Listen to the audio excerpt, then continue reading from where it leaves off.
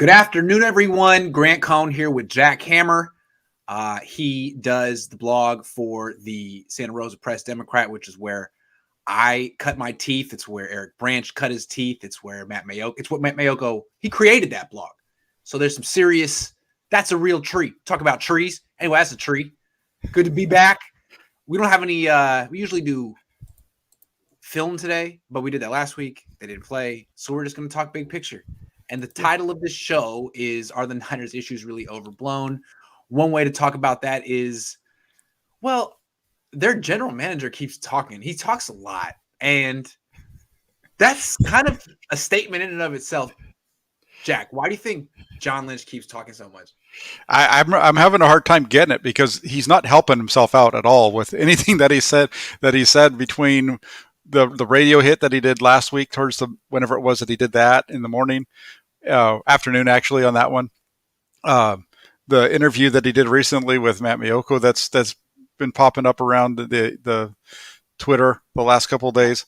It just doesn't. There's nothing that he's saying that's giving you any kind of substance. 49ers have been doing this all year. They don't give you any kind of substance with what they're saying. But in this case, it's really like, Brandon Ayuk has to get better to get on the field. It's like, Are we the only ones that realize he's the second best receiver you have on the team? Yeah. He has to get better so he can get targets over Mohamed Sanu. Whoa, wait a second. Yeah. I'm questioning your competence. Sorry.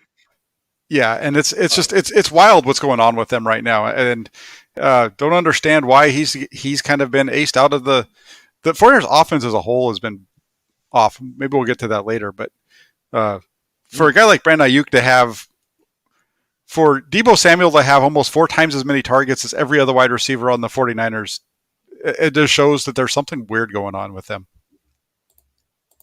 Yeah. It seems to me, though, like when a general manager comes out and starts doing the press junket, that's when he's feeling the heat. Because usually a general manager, you don't hear from him. You hear from the general manager before the draft, during the draft, a little bit during free agency, and then it's the head coach's team. Generally, the 49ers kind of set this deal up differently, though. Like they go week on, week off with who talks with the radio station, for example, that carries the team. So it's 1 week it's Lynch, the next week it's Shanahan, and it goes back and forth. But I think it seems like they might be doing the same thing with NBC Sportsnet. Yeah, it's unfortunate because there's not a whole lot that he can say right now, or any of these guys can say that really puts them in a good light, and they just keep talking. And I agree with you. It really sounds like the little bits that I've heard from this conversation with Mayoko really makes it sound like he's doing everything he can to make it sound like he's been doing a good job. Also, yeah, agree. And what's interesting let's talk about Mayoko's coverage for a second. I love Mayoko. I just want to analyze what he's doing, and he's doing a good job. The question he asked John Lynch, big picture questions. Is there a crisis in the organization? People feel there's a crisis. And that's when John Lynch started, rubbing his ear and doing the things he does when he looks like he's anyway. So that's the kind of question Matt asks Lynch. Matt has Kyle every day. We all do in those group interviews. Matt doesn't ask Kyle questions like that. Kyle, he's asking him about your quarterbacks and the right guard and, day-to-day questions that you would ask a coach. But when he has Lynch in front of him, is there a crisis? And Lynch is up there fidgeting. Like he's up there looking like he's sweating. It looked like it's bad. Almost like a terrible poker player. Like, really? You're going to just wear it all out in your sleeve here? Okay. That's what it looked like. And yeah, I don't know. I think we've all kind of said if anything bad happens this year, he's the one that's on the hot seat, not Kyle. Looks like that. I agree, and it definitely everything about his body language made it look like he feels some pressure. Like there's definitely no, it's not a crisis. It's not a crisis. Like, yeah, not for everyone else, but for me, yeah. Yeah, exactly, and it was the Martin Short character from Saturday Night Live. Yeah. I'm not being defensive; you're being defensive. What do you exactly. That guy? Exactly. It was a rough look. It was a rough look. I think from now on, John Lynch probably stick to radio interviews because you have some serious tells right now. You have to work on your whole game. Serious But tell. even his radio interviews are he really got held to the fire last week with the guys over there that were interviewing him, and it was question after question that the answers just didn't add up. It was the Ayuk question. It was the question about, or the response about how Trey Lance, it doesn't feel like it's his team because Jimmy Garoppolo's there, which is a situation the 49ers set up.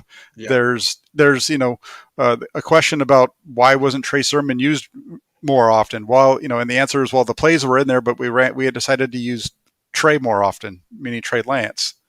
Yeah. It was just there was nothing that he said that was positive at all. Right.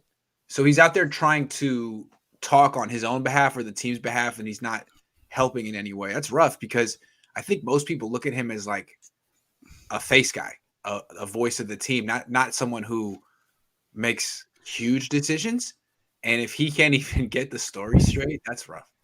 Well, they've been doing this now for a few weeks, where their stories aren't adding up. We had the story with Jimmy Garoppolo and his injury, whether it was a bruise, a strain, a pull, whatever that was, in his conversation. And the Ayuk story, I just put up a little tiny article on All 49ers, just showing that the evolution of the narrative, like a quote from Kyle saying, "Oh, it's just a hamstring, it's nothing. That's the only plus his Sherfield is so great."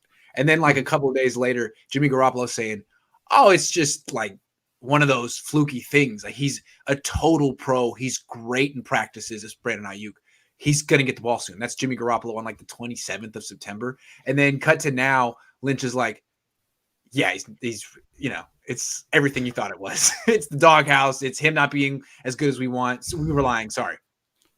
Yeah, exactly. And that's they're trying to spin their own little narrative, and they're getting themselves caught up in it. It's not good. But it's the kind of stuff that happens in year 5 if you're not winning still. I mean, in year 1 or 2, if you're not winning, you don't have this whole track record of things you said and evidence of contradicting yourself. But once you get this deep, it's hard to keep it going without winning.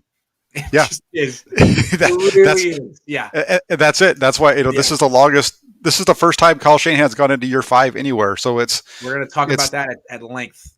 Yeah. But keep that in mind. It's a little teaser for later. We have a few questions from the generous viewing public. Keldon says, Kyle has said it takes a year to learn his system. He truly believes that. That's why we saw what we saw. Yeah. Right. If that's the case, that's part of the reason why the 49ers are consistently not winning, because the NFL, you're turning your roster over so much. You can't have it where you have to have a system that's so difficult that it takes a guy a year to, that's basically a wash before they can play in your system. If that's the case, you need to change your system. Yeah, if that's the case, he kind of needs to just be like an offensive coordinator for hire who goes somewhere and has, kind of treads water the first year, maybe does well the second and third years, and then takes it on the next. Maybe that's what it'll be. Maybe that's what he'll do. He'll just be kind of that OC gun for hire who makes a bunch of money, but that's his job.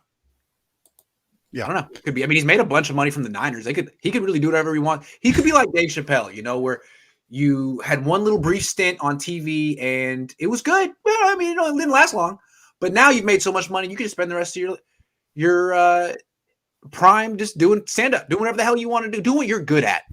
You know what I'm saying? Just calling your shot. Yeah, just do what you want to do. The Niners bankrolled you to do whatever you want to do the rest of your career. Brittany Brown says D-line's attacking our zone schemes differently. The fronts, I notice every team does the same thing now. It's not like you see teams doing what they do. It's like, no, 5-man front, 6-man front, whatever the last team did. We're going to keep doing that. It works. Yeah, we're gonna force you to have to try to push us around, and you're not going to be able to because you don't have the guys to do it. That's why the Niners came out passing against the Seahawks. That first drive, it's like, okay, you have 6-man in the line. Well, then we're just going to keep throwing for 8 yards pop. And that's what you kind of have to do, but they couldn't sustain it because Jimmy got hurt or whatever. I don't know. Mm-hmm. Well, yeah, there was the deal with Garoppolo. He was dinged up a little bit. They didn't really try to, they kind of went back. The passing game slowed down. The running game picked up, but they didn't really keep the run game going. It was, yeah. Johnny Ellis says, does Jimmy Garoppolo just want out of SF? I would if I were him, but I don't know. Did he quit already? I don't think so. I mean, he practiced yesterday. It looks like he's gonna play this week, so doesn't look like that. I mean, I'm sure if he wants to get out of SF, then he needs to kind of play his way out, I would imagine, right? Yeah, Yeah. if I was him, I'd want to get out of San Francisco. But I don't think you can say he's quit. I think it's the opposite. I think he's continued to work to get himself on the field because I think, Yeah. like you just said, he knows that he's got to play his way out of here. Think about it too. I mean, he has a phenomenal contract. A phenomenal contract. It's in his interest to keep that going. He doesn't want to get cut. No way does he want to get. He doesn't want to leave that bad. He wants to leave with this contract, intact. I would too. Are you kidding? I would too. And the agent should be like insane. I'm just saying. Yeah, no, absolutely. He wants to keep this contract. He's never going to get another contract that's paying him like this. So he wants it. It'll pay him next year too. You want this. Yep. Okay. So Lynch saying interesting things. Trent Williams saying interesting things. Trent Williams, I really like covering him. I hadn't met him face to face until this year. He is so cool. He's like the cool kid in class. But he's also like the kind of guy who'll be friends, very popular, friends with everyone, really warm, nice smile, smart. When you talk to him, he listens to you. He doesn't have that like I'm better than you feel. Just really a charming guy. Mm-hmm.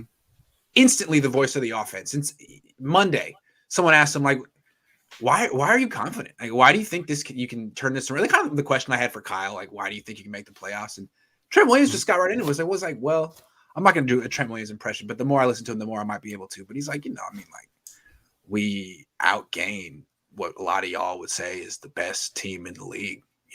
We really should have beat. I mean, we outgained the Seahawks. Like, it's not like, and his main point was little things to clean up. A lot of teams have big things to clean up. The Niners, he said that his phrase was, their list of wrongs is not that long, which rhymed. And it was a great phrase. It wasn't a cliche. Most people, when they talk football, just kind of use the same phrases. This guy's just money. I love this guy. And he's got so much confidence. I'm sitting there like, yeah. And then I leave him like, wait a second, Trent. I don't know, man. Like, that was a good motivational speech, but you really said that their list of wrongs aren't that long. Your issues are overblown. He really said the issues are really kind of overblown. Do you agree with Trent, or is he just a very convincing guy with Jedi mind tricks? Yeah, no, I don't think they're overblown. Just because and he's right, they are little things, but it's his little things that's the difference in the NFL, because almost all the games are usually going to be decided by 3 points or somewhere around in that range. And it always comes down to little things. It comes down to a holding call at the wrong time, an offsides penalty, or what have you, missing your block on a 4th and 2, stuff like that. And, that's the difference between winning and losing is handling the little things. And the 49ers aren't handling those little things. Yeah. And I was talking about this on a previous stream today, but it's like the Niners can't execute on offense. Gee, what's that about? And someone asked him, like, well, what's up with the mistakes, the holding penalties? Yeah, flow of the game. He didn't really have an answer for it. To me, the answer is they didn't really practice a coherent identity on offense the offseason. Like, they were kind of stuck. But you were there. They would have periods where all of a sudden they'd throw Trey Lance on with the first team and they'd be running the kind of stuff we saw, like quarterback counter and quarterback draw. It's like stuff that the whole offense hasn't had many reps practicing, executing. And so it kind of makes everyone look bad. Like the blocks don't get executed. It's just not something they do well. So that's why they're not executing. Yeah, two things on offense. On defense, they do one thing. On offense, they do two. Mm-hmm. And I agree with you. That's exactly what's happening. You're seeing them do. We saw that it was in full effect on last Sunday against Arizona, and they've kind of been doing that a little bit here and there. And they're just not the same team that they were in 2019 in any way, shape, or form. And I think and it's a bunch of little things that have put them where they are. And I think anytime you've lost 3 in a row, you can't say that your issues are overblown. Yeah, I just feel like, look, this is where the Niners are at right now. I got to keep coming back to the quarterback position because they have a lot of issues. But the quarterback position is big. And Jimmy Garoppolo, bless his heart, played well until he got hurt this year. But he got hurt week 4. Last year he got hurt week 2. And then he got hurt again week whatever. With him at this point, it seems like the more he plays, the more he gets hurt. and he could come back and play and win the next 2 games. I fully expect him to. But what's going to happen, in the 3rd game, in the 4th? How many can he string together without getting a little nick that knocks him out for a week or 2? And so then Trae comes back in. And the thing that sucks about the Trey Lance experience this year, which I didn't expect, is that Kyle won't let him run his offense. So when Trae comes in, it's this other thing that the offense isn't particularly good at executing, and it's not even that creative. It's very pared down. It's like very little misdirection. It's maybe he feels Trey Lance can't handle the motion. It confuses him having the defense. That's probably it. I don't want to have too much motion because that changes the picture. So I'm just going to have kind of a stagnant. I don't know what it is, but he's not running the offense that he's going to be running next year. It's something else. It's going to be hard to win that way. I just don't really see. I think the issues are I think they're in a kind of a limbo year, and it's not good. I don't see how they might be able to get to the playoffs doing this kind of stuff, but even if they make it, it'll be tough to win a game. Yeah, and it's a tough situation, and I agree with you. If this is the offense that they envision for Trey Lance moving forward, what we saw last week against Arizona, I think that it's going to be a rough couple of years for the 49ers, and things are going to be rough for Trey Lance, rougher than they should be. When they drafted him, the reason for optimism was, he might look pretty good in the Kyle Shanahan offense. Like I can envision that. If Kyle's bought in and Lance is bought in, that could work. But we don't know if Kyle's bought in, I guess. Or it's either that he's not bought in or he really thinks so low of 21-year-old Trey Lance that this is what we got. But it's not like Lance is going to save the season. I think part of me felt, here he goes. Watch Kyle and Trey Lance fool everyone and shock everyone against the Cardinals. And he's going to come out under center, and it's going to look like the Jimmy Garoppolo offense, but we're going to see this downfield element that has just been dormant. But it's been in the playbook. No, we're going to see something totally different. Okay, well, this is going to be a tough year then. Okay. I don't see like magic solution for the offense at this point then. No, I agree, and I'm kind of with you on that. I mean, I know that when we were there at training camp, a lot of what we saw with Lance was out of the shotgun and stuff like that, and so. But there's been a lot of time since then, so I was thinking that maybe they'd switch that up a little bit and got him more into the action stuff in practice. They had more play action stuff in preseason. All of a sudden, it's like, no, we got to shut it down. I don't know. Yeah, no, the amount of running that they asked him to do was just didn't make any sense. Negligent. Yeah, negligent. So Trent, look, he had to say that, and he said it well. I came out of that room feeling like the Niners are going to win all the rest of their games. But now that I removed Trent Williams' influence, I got to feel like this is something he can't fix. He said, we're not waiting for someone to walk through that door. We have the talent. You're just waiting on Kyle, man. You're really waiting on Kyle to figure out what he wants to do. And I think probably Jed, again, has created this. When you gave Kyle Shanahan the extension, the 6-year extension with 3 years left on the deal, pretty much gave him, as much time and as much rope to do whatever he wants. And I feel like Kyle's either acting kind of like a guy who's saying, be here a while, do what I want to do. And if this is what I think is the right thing for Trey Lance, then that's what it's going to be. And what are you going to do about it? I think that's kind of what's going on right now. And if John Lynch goes down along the way, hey man, sorry, John, like you should just probably thank me that I got you here. Yeah, that definitely seems like there's a part of that that's occurring for sure. And if John goes down, Kyle gets more power. So I mean, not that bad. It's like they'll just promote Adam Peters, and that just means that Kyle's got more power. So sorry. Yeah, exactly. And it's not a good situation they're in right now. That's not. So Trent, good try. The question is, if Lynch gets the axe, will Kyle allow a strong GM to replace him? Ha! You predicted this. Our topic, or will his ego get in the way of the greater good? I don't think he I don't think he would. Yeah. I don't think he wants to have a GM that's going to be calling the shots. Period. Yep. I think that was an issue with his dad back in the day too, and I think that would be a problem here. Can you imagine Kyle's response to a general manager overruling his scouting decision on a wide receiver? Oh yeah, or questioning. We're questioning his game planning in the way he's usually, utilizing somebody. That would be true. That's true. I think that's even where it gets even more dicey. It's a good point. But it's like, you're going to tell me the kind of player who fits my offense? Well, Kyle, you don't know who fits your offense. Look at your track record. How many wide receivers have you missed on? And that's your position. I don't know. Yeah, no, it's been bad. It's been bad. Feel like Kyle's system is perhaps best with veteran quarterbacks who already have the fundamentals and nuances down rather than develop a young quarterback. But yeah, because he doesn't have a good quarterback coach. It makes all the sense in the world. Yeah, I mean, he did okay with whoever it was. I can't remember who it was he had out in Houston. They did okay out there with him for a couple of years. Those were his best years of his career. You know what I'm talking about? Schaub? Certainly. Right? I don't know who the quarterback coach was, but they did have Kubiak, who was a former quarterback coach. So right. So there was some help there. But other than that, it's been pretty dicey, throughout his career. And his best season was obviously with Matt Ryan, who was already a Pro Bowler and All-Pro before he got there. Yeah. David W. says 2 or 3 pass interference calls a game, not a little thing, although D is outperforming O. That is true. Mm-hmm. That is true. Those often are drive extenders. They can be on third down. They can be the difference of getting off the field and giving up a touchdown often. Yeah. Well, they're always drive extenders because you get the automatic first down. But exactly. The problem is, like you said, usually this year those are coming up on third down, and that's a big problem. Yeah.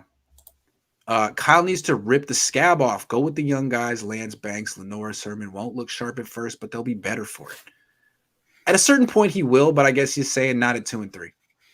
Yeah, at some point he's going to have to. I think in order to do some of that, it's going to be when the team's out of the playoff picture and they feel like they can just focus on the future. Well, yeah. Go ahead. The Banks one is a tough one because they've drafted him for a specific reason, and he's really struggled with that transition from the left to the right. They don't have anybody that they can really put in there. Anyway, I've heard people bring up Moore and so on, but Moore's in the same boat as Banks, really. Would you agree with me here that if the 49ers lose to the Colts, that Shanahan has to start Lance against the Bears? Even if it's not even Garoppolo's fault. You know what I mean? Like 4 in a row, 2 and 4. Is that the point where you say, wow, we just lost to the freaking Colts coming off a bye at home? Or is that not the point yet? I think it depends on where everybody else is. And the Colts I think the Colts are a better team than people think they are. The Colts are a decent. Smashed the Texans. Yeah. And they've kind of toe to toe with the Patriots, I believe before. I don't think it was the Patriots, but their only big loss recently was to Baltimore. It was who you're talking about. They went toe to toe with Baltimore 2 weeks ago, and they won last week. They won the week before that against Miami. They only lost 22-25 to the Patriots. Right, the Texans. So Ravens, 22-25 to the Ravens. No, to the Texans. I'm telling you, the Texans 2 weeks ago lost 22. Because I remember they had. I got you. Davis Mills against Mac Jones in the same game. I was like, Davis Mills is better? No. Yes. Oh, you're talking about we're talking about two different things. Yeah, I got sorry you. about that. Yeah. Yep. No, I'm with you there. Yeah, no, I think that Indianapolis has kind of got their footing a little bit. It's going to be interesting to see. I remember 49ers lost to Carson Wentz last year, and Carson Wentz was with a team that was worse than the team that playing that he's on this year. Carson Wentz is a lot like Jimmy Garoppolo. I mean, their playing styles are opposite, but in the sense that when they're healthy, sometimes they find ways to win. Usually, Carson Wentz has won a lot of games. He didn't last year, but that was a terrible team. He has won a lot of games, and he does a lot of things that I like from quarterbacks. Gets outside the pocket. He makes throws on the run. He gets big plays. He just never protects himself at all and always gets hurt. And it's just so frustrating, but he's pretty good until he does that. Yeah. And he struggled in the beginning of the year because he was hurt, right? He missed a lot of training camp. So those first couple weeks, I mean, they only lost to LA by 3 points. Good point. Rams. That's a good point. So I think this is a team that I know we see their 2-4 record. Man. Yeah. You look at their 2-4 is their record, but they're 2-2 in their last 4 compared to 1-3 for the Niners. That's good. Ooh, that's a good point. Domain, again, thank you, Domain. Funny thing is rookie quarterbacks usually give coaches more rope. Yet Kyle is coaching like his job is on the line. That's another way to look at it. His utter reluctance to play any rookie is just Bill Belichick arrogance. Like, I'm going to be here for 20 years and I can do whatever I want. Or I can't afford to play any rookies. I got to eke out every single win I can possibly get this year because I don't know what Jed's going to do. I don't know which way to look at it. It seems to me like he's in a situation where he realizes that if he goes and he plays Trey Lance and they're losing with Trey Lance, he really doesn't have anywhere else to turn, and that's going to come down on him. True. I think that's a good point, because with if you're still doing okay with Jimmy, you can always have just wait for Trey, just freaking wait. He's not ready yet, but when he is, it's going to be so amazing. And I'm not even showing you in my offense yet. Next year. It's like the promise of like dragons, and it's like in the next season of this show, there's going to be dragons and explosions and all kind of cool stuff. But right now, it's just kind of like character development and dialogue. That's what we're doing for the next. Yeah, pretty much. Absolutely. Jack, travel. What is July? Which time travel is July? Which two things would be more surprising through 5 weeks? Niners 2-3. D Ford will play more games than Kittle. Oh, the second one.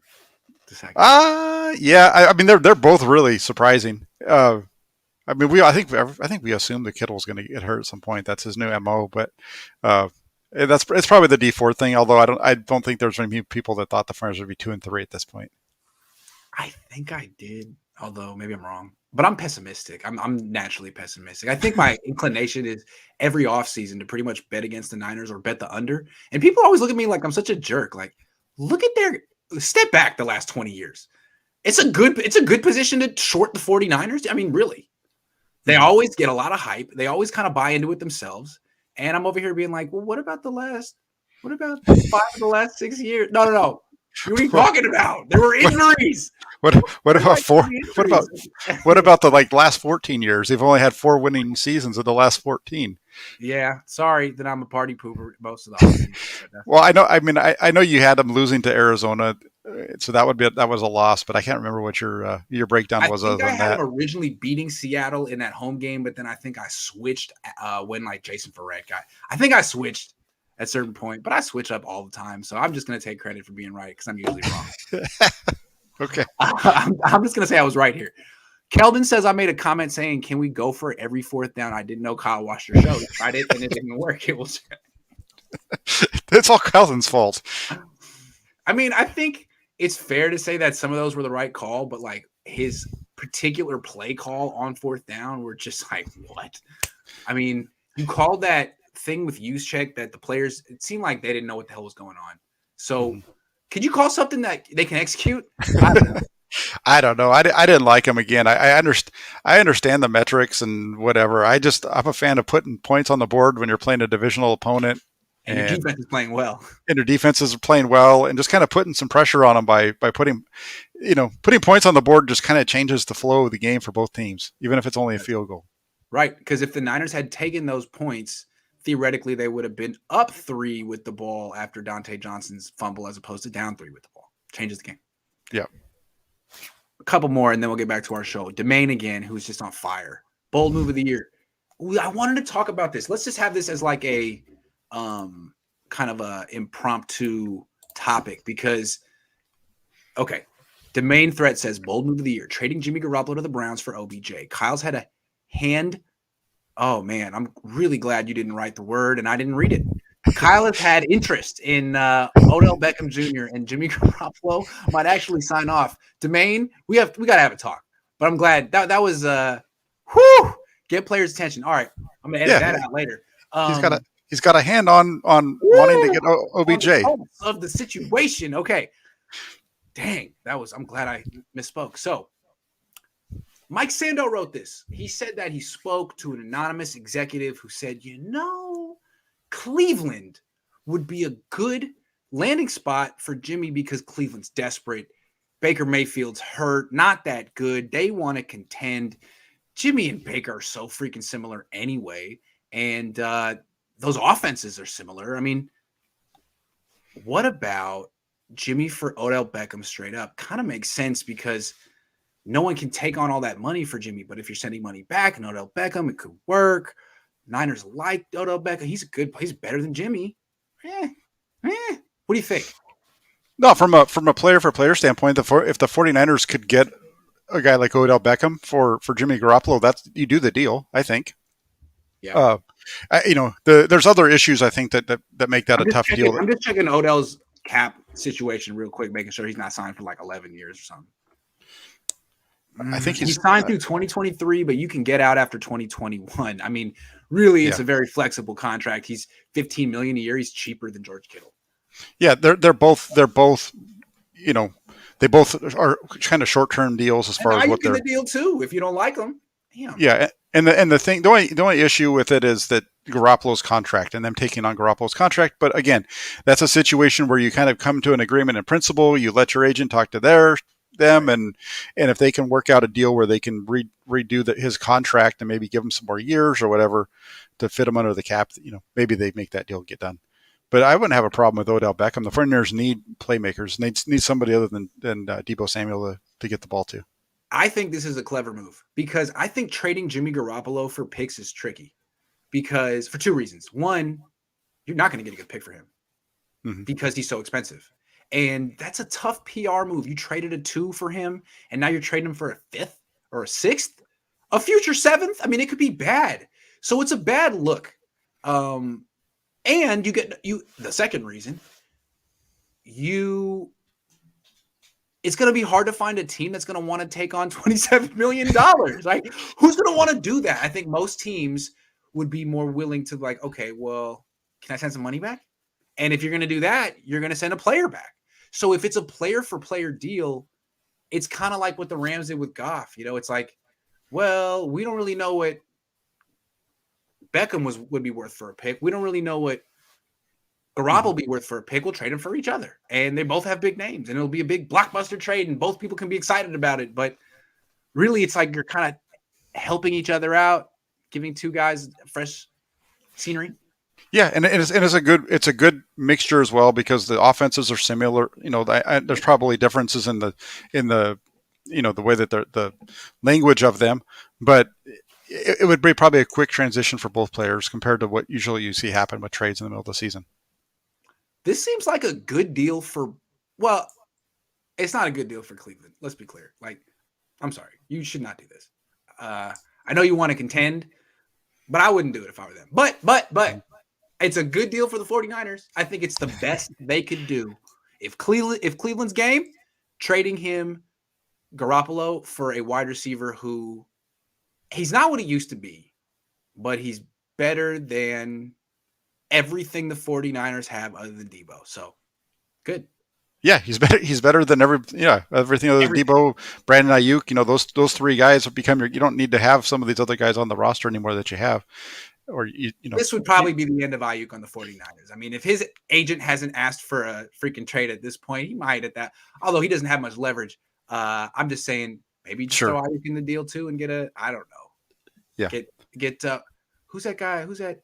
Miles Garrett. Maybe they'll throw him in the deal. Okay. Okay. That sounds like a good one. I think they would. I think Cleveland would do that. Jimmy Garoppolo for Miles Garrett. We don't need to just skip Odell Beckham. Yeah. Okay. We're gonna get back to our show. Come back to the questions in a little bit. Biggest mistake the 49ers made this offseason. Yeah, this goes right back to the discussion that we've been having with Kyle Shanahan and the quarterbacks. I think the biggest mistake the 49ers made this offseason was deciding to keep Jimmy Garoppolo. I think that's a lot of why they're in the position where they are. I understand their thought process on this thing makes sense. Their thought process was Trey Lance is going to take some time to develop. We're going to go ahead and we're going to have Jimmy here, and he's going to kind of bridge the gap for us. But from a football standpoint, that made a lot of sense. From a personal standpoint, it didn't because of guys like Mike McGlinchey and Kyle Juszczyk and George Kittle. A lot of those guys on the offensive side that were with the 49ers when they were awful, and then saw Garoppolo come over and kind of turn their fortunes around and take them to the Super Bowl. I think that's the biggest mistake they've made. And it goes back to what you were saying as well. The time on task between the Jimmy stuff and the Trey stuff, it's all kind of watered down what the 49ers are doing on offense. And I think that's why we're seeing what the players are all going to be positive when they come and talk to us, right? There's no discussion as far as, they're not going to say, well, I'd rather have Jimmy Garoppolo than Trey Lance, or I'd rather have Trey Lance over Jimmy Garoppolo. They're going to, whatever, they're going to act like everything's fine. But when those guys walk away from, when they're at home hanging out, there's conversations about, hey, who should be, no, don't you think Trey should be starting over Jimmy? Right. Those conversations are happening away from the bright lights. Yeah, I mean, it's just natural. It's Mm-hmm. interesting. I think some people look at you as being a Garoppolo supporter or a defender. And you say that the biggest mistake they made was keeping Garoppolo. I think a lot of people look at me as like a Trey Lance stan, a Trey Lance booster. I was going to go the other direction. The biggest mistake the Niners made this offseason wasn't drafting Trey Lance, but I think it was trading up to 3. I like Trey Lance, but trading up to 3, no other general manager would have done that.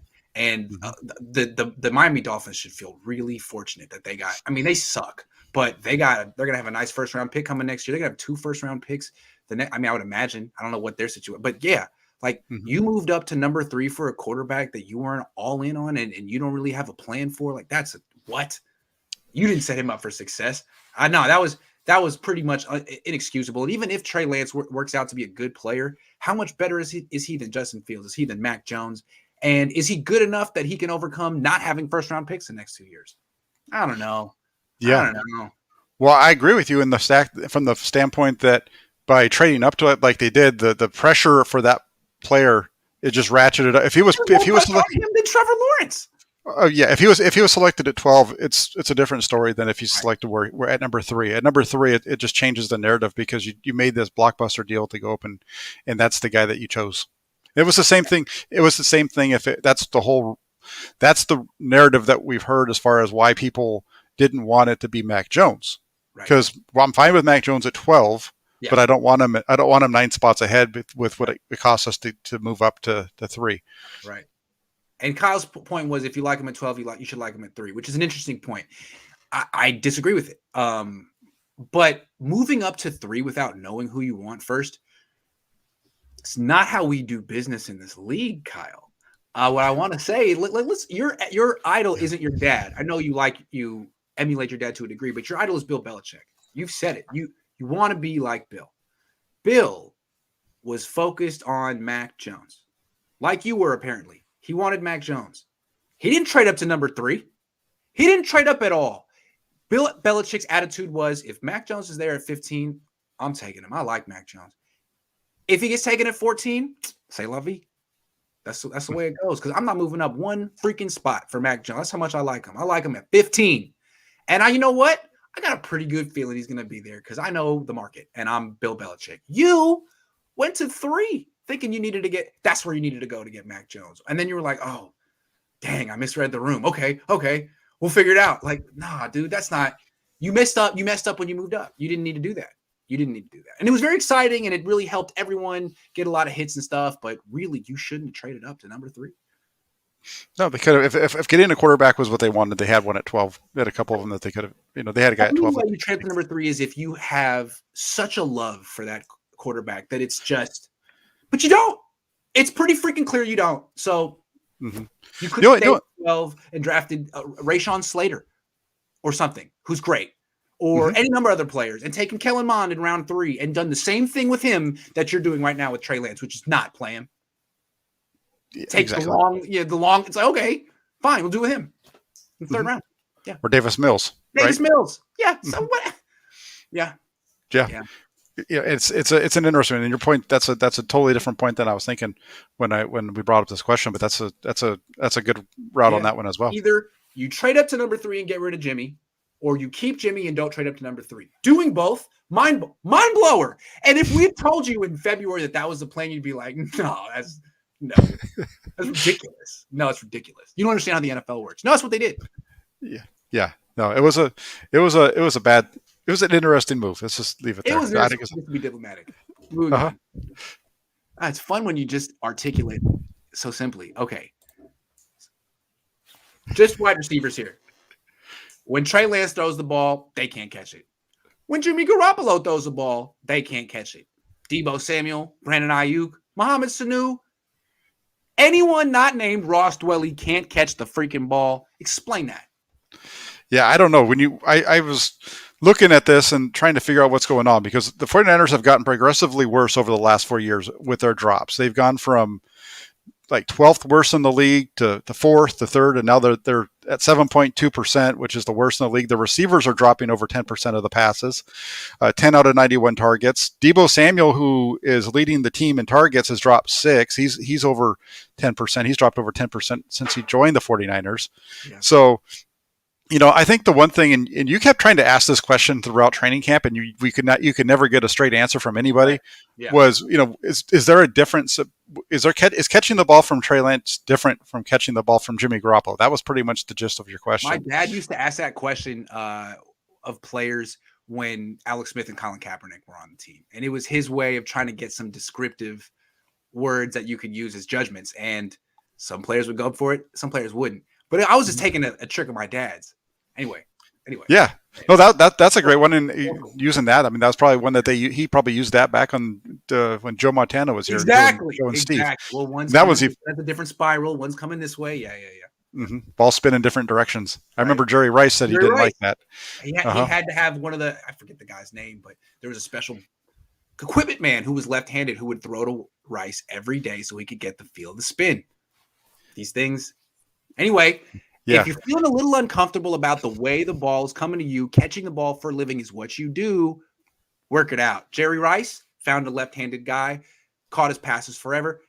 Him and Steve Young are one of the most prolific duos of all time. Deebo, you want to be an all-time great? You don't know who Jerry Rice is, but that's the standard.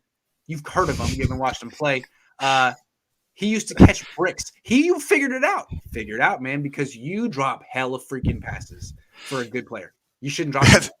That's funny that you. How could you play for him that question? I was like, have you ever watched Jerry Rice play? He was like, no. How could you play for the 49ers? What?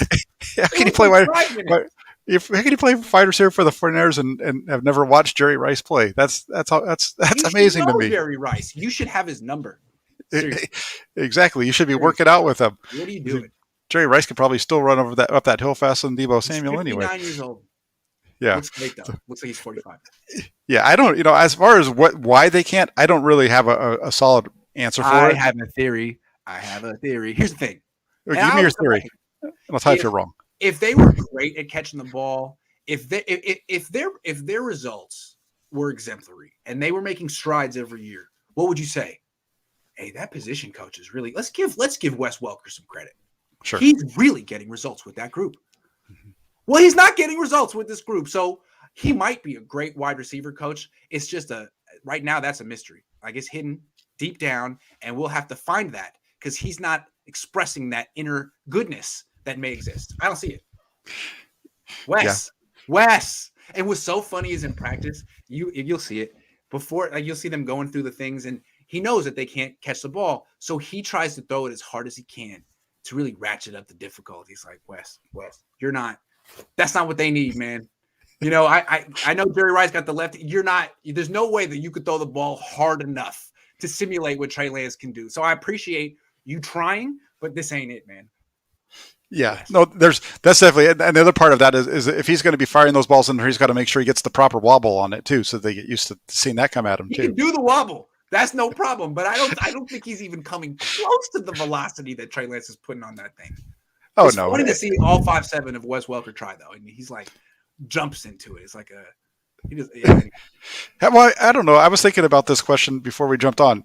And isn't it interesting to you that every single day they do the same exact drills? Every day, the quarterbacks do the same drills every day. There's never any kind of variety with what they do. Like when I didn't play football. When I played baseball, there was always new hitting drills, new fielding drills, and I looked forward to practice. And that was JV. I was thinking, like, is that really football? This looks awful, dude. They do the same drills all year, every day. It's so boring. That's what they do in the Niners. Is that what other teams do?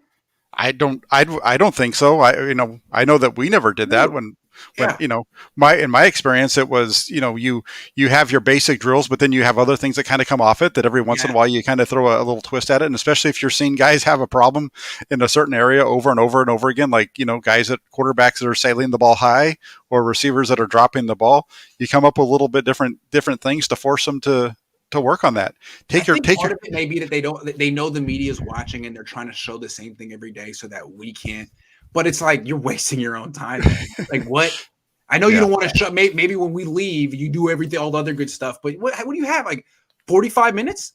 When we're not there, I don't know. I don't know. Right. Yeah. And up until that point, it's Yeah.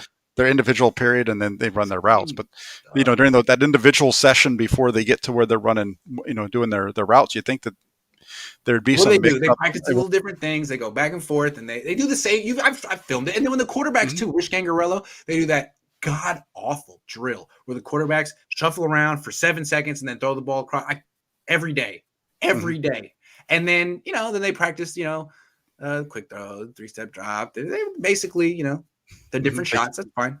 Yeah, they kind of work on throwing whatever routes they have that are going to be in their game plan that week and whatever. Yeah, it's funny that we say this about the offense, but then you go over and you watch the defense, and that's the opposite over there. The defensive side actually does do different things on a regular basis. Right. The defensive linemen have certain things they do every day, but then they also every once in a while they throw in the hoop drill where they're doing the figure 8 around the hoops, or they do a rotation where everybody's working on fumble recoveries, what have you, that's stripping. A great point. I hadn't thought of that. That is true. The defensive side switches it up. The offense is the same thing every day, and it's the offensive linemen may kind of switch up a little bit, but maybe the tight ends and the way they do their blocking stuff, but the wide receivers, the running backs, and the quarterbacks do the same thing every day. Yeah, very strange.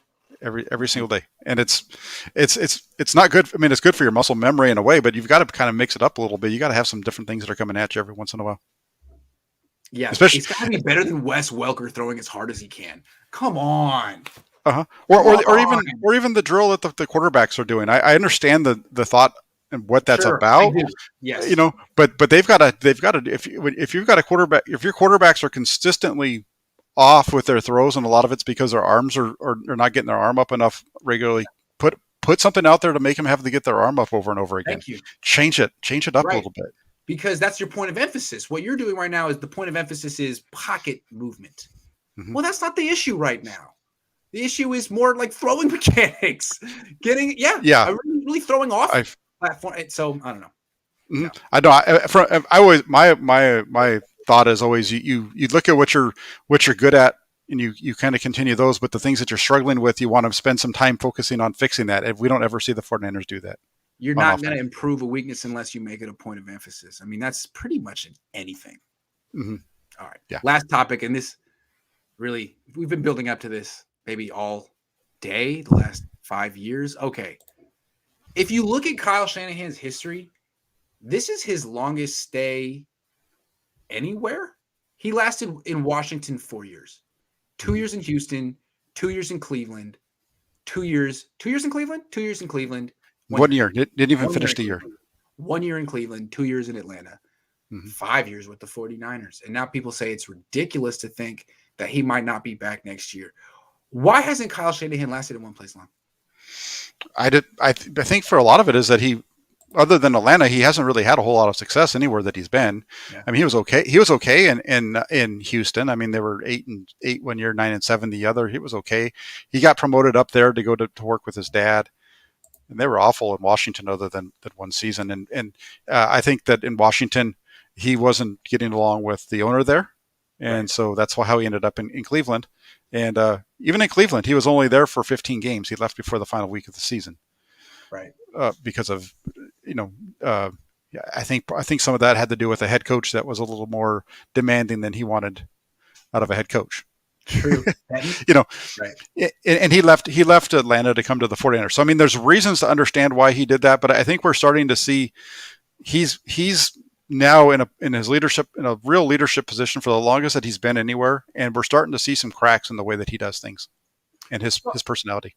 I think a big difference between him and his dad is his dad had longevity. I mean, his dad was with Denver for like 3 decades. With a little Raiders and 49ers sprinkled in. He was there in the 80s. He was there in the 90s. He was there in the 2000s. And Kyle hasn't had that at all. He's had much more of like a mercenary existence in the NFL. And I think the reason that I gave it away. The reason that Shanahan was such a made man and had such longevity in Denver was his relationship with John Elway. He was working with him when Elway was a young man. I mean, I think he was very close with John. And I don't think Kyle's developed that kind of a relationship with any quarterback ever. Sure. Yeah. And Mike Shanahan he was blessed with wherever he went with quarterbacks, other than his short stint in. Yeah, he got to work with Steve Young. Yeah, he worked with he started off working with John Elway. He kind of got stuck there with the Raiders for a year, whatever that was, and then he goes to the 49ers. Yeah, and he goes to the 49ers. He's working with Steve Young, and then he goes back and he wins a couple Super Bowls with John Elway, and his career is made. And Kyle's the closest Kyle came to that was with the one season with Matt Ryan. And he's come here and he hasn't shown the ability to really get the best out of a quarterback yet.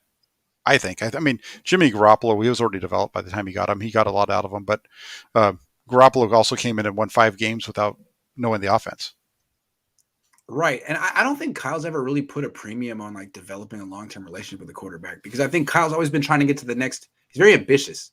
He had that one good year in Houston in 2009, and he leveraged it to go. Was it an upgrade to get a promotion to work with his dad? And he would have worked there a long time. I'm sure he would have loved to, but they failed. They got ran out of town. I think probably they think unfairly, but they failed. RG3 got hurt. They got ran out of town. He hated working in Cleveland. I mean, you remember how low his stock was when he had to go to Cleveland and work for Pettin, and then he begged him to let him go. I mean, he's put like a PowerPoint presentation of like a million reasons why it would be in your best interest to let me leave. So he leaves, goes to Atlanta, has one good year, not two, one good year, and leverages that for a promotion. And now there's nowhere else to go. There's no more promotion. He has all the control he could possibly get in an organization, and he still can't pick a quarterback. Yeah, in a lot of ways, I know that if he leaves, he's going to have options in other places, but he's kind of at the end of the line, because it's going to be this same cycle probably repeated over if he goes somewhere else. Right, and he's not going to. If he goes somewhere else, he'll get a lot of money. He'll be a head coach, but no one will say, just here's the keys to the organization. You did such a good job with the 49ers. Do that. Just whatever you did there, do that here. Like, no, like what people say, hey, Shanahan, the GM, got Shanahan, the head coach, fired in San Francisco. That's a bad organization. They put too much on his plate. We can help you do what you do. That's what's going to happen. And I don't think he wants that. I think what he wants is what his dad wanted, was total control over an organization. You're going to get that here, Kyle.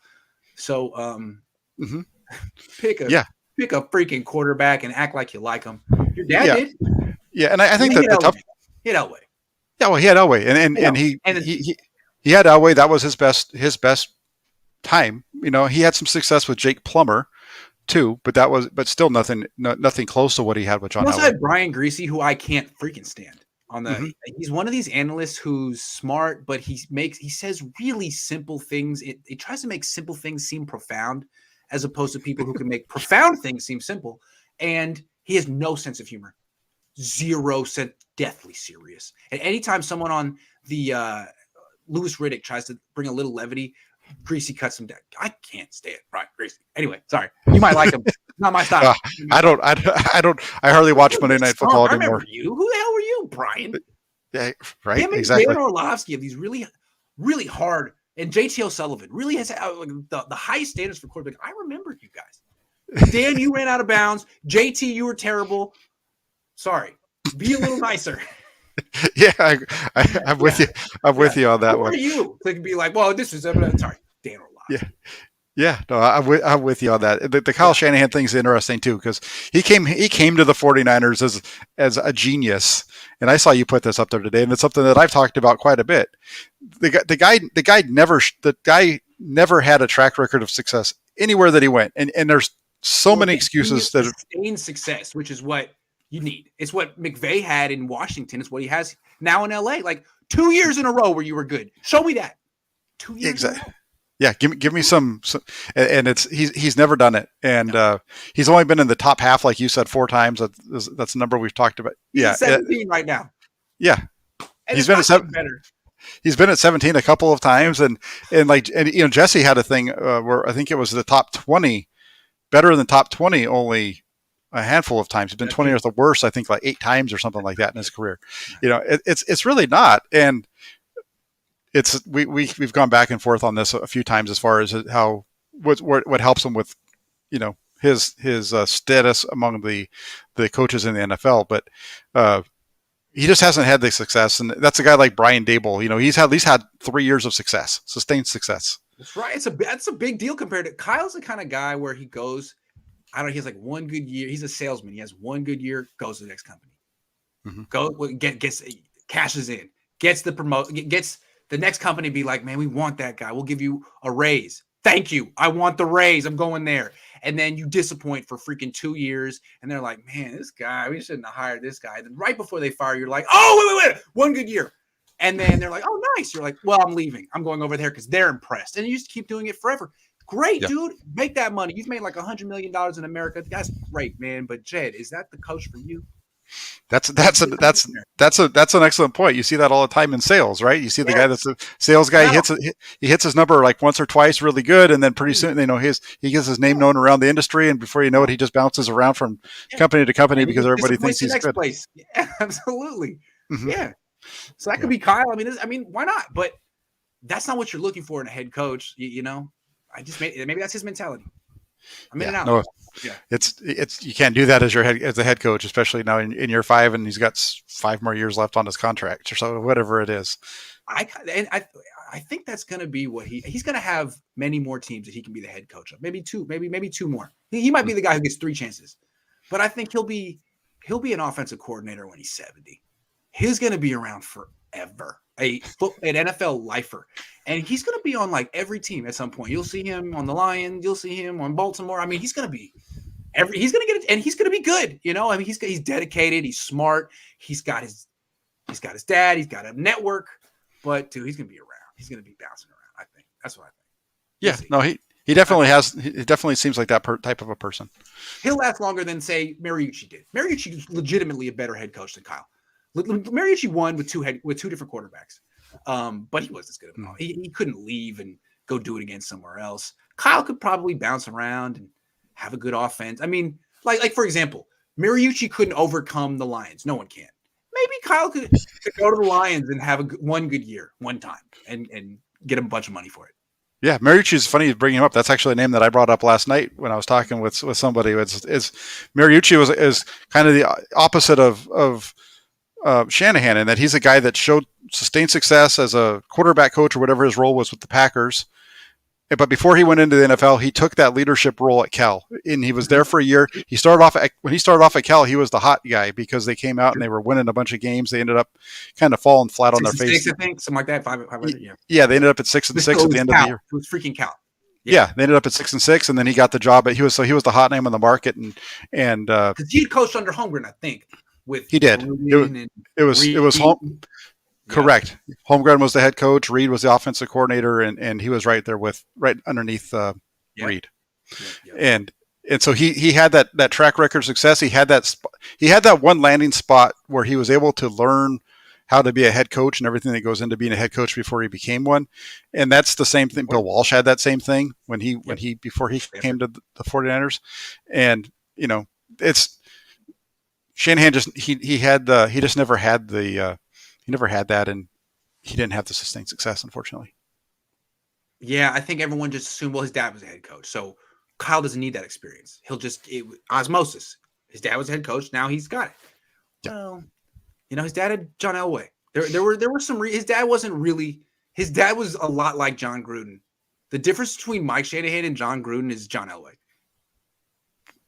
Oh yeah, I mean, look at Shanahan's record without Elway.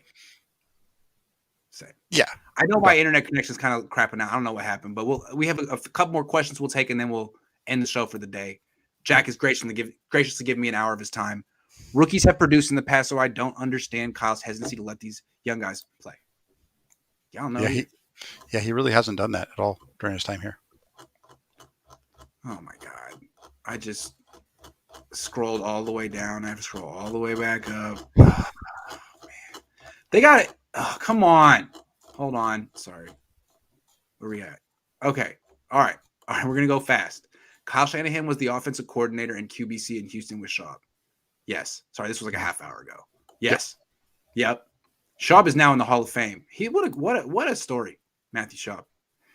He's had quite a career. He's still good. Only potential hold up to that trade, Jimmy has to sign off on any trade. He might want to go to Cleveland. He's from the Midwest. Cleveland is pretty good. I mean, their team. Yeah, it's not that far from where he's from. Where's he from? Illinois. Yeah, Ohio was pretty close to Illinois. He might want to go back there. yeah. You might not. It's Grant, a I would matter of money, I think. just anywhere where he can win and keep that contract would be interesting. Grant, I would bet that you make more money a year than our so-called OC. Why is Kyle afraid to have strong offensive coaches around him? Anyone around Kyle has to agree that he's great. They all say it. I asked Mike McDaniel straight up. You might have been there. Are you going to call plays this year? He was like, why Yeah. We have a great play caller. Okay, never mind. I don't know. Thought you might have ambitions too and stuff, but all right, that's cool. Yeah, that is one of the things that we've talked about before, is that he doesn't have he has a lot of what seemingly are yes men around him. Yeah, I wouldn't even call it yes men. Yeah, they are. Another way to put it is people who not worship him, but like really look up to him. Not people who would challenge him. Like, I would do it differently. They're like, wow, that's what Kyle would do. Wow. Yeah. Wow. Okay, I'm writing that down. That's what I do. Cooper says we should trade Ayuk to the Bills for Emmanuel Sanders. Get back some of them 2019 vibes. Hey, God love you, man. That was hilarious. That's a good vibe. I love vibes. Niners should get help from IR anytime soon. Can any of them help change the season to a winning one? Hasty and Wilson couldn't hurt. Hasty, they just activated his window, so couldn't hurt. But I don't know. What do you think?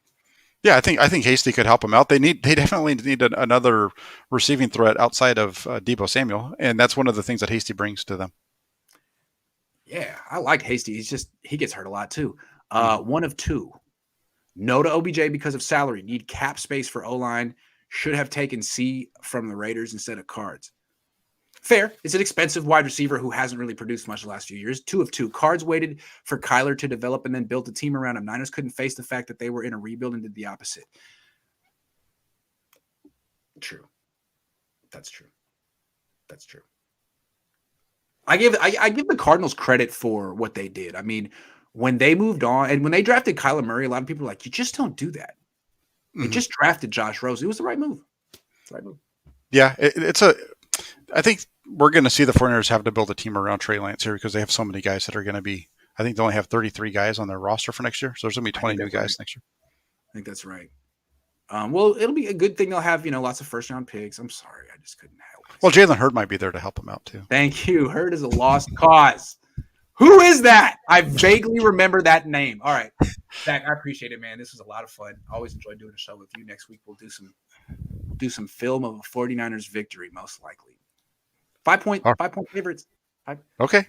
Vegas is still, I don't know. I haven't made my decision on it. I think the 49ers might win by 3, but we'll see. Ooh, that sounds about, it's going to be a really close game, which means, what's his face? Joey Sly could be the determining factor in this game. It could come down to luck, guys. That's what we're trying to say here. Come down to luck. Yeah. Yep. Was listening to KBR and Dante Whitner makes good points. Defense shows no disguise to easy read, and Mostert is most valuable. He's not replaceable. Man, would he stop nitpicking D'Amico for a second? Because he did the same thing with Robert Saleh. He was wrong. He says the same stuff every week. I do think it's very interesting. Everyone had pretty much agreed that he was a product of Kyle. Like, nah, Mostert was good. He's just injury prone, but he was really, really good. And shout out Raheem. No, Raheem Mostert's a really good player, but the thing is, Mostert hardly even played in. Mostert hardly even played in 2019, let alone 2020 and beyond. Yeah. I mean, the 49ers were a really good team without Raheem Mostert in 2019. I think I don't know if it's so much of a Raheem Mostert thing as it's just having a fast running back like Mostert or the guy that he replaced, which was Matt Breida. Yeah, Breida was good too. He averaged 5 yards a carry consistently on the 49ers. Jack. Yep. Good shout. Out. Thank you very much. We're leaving.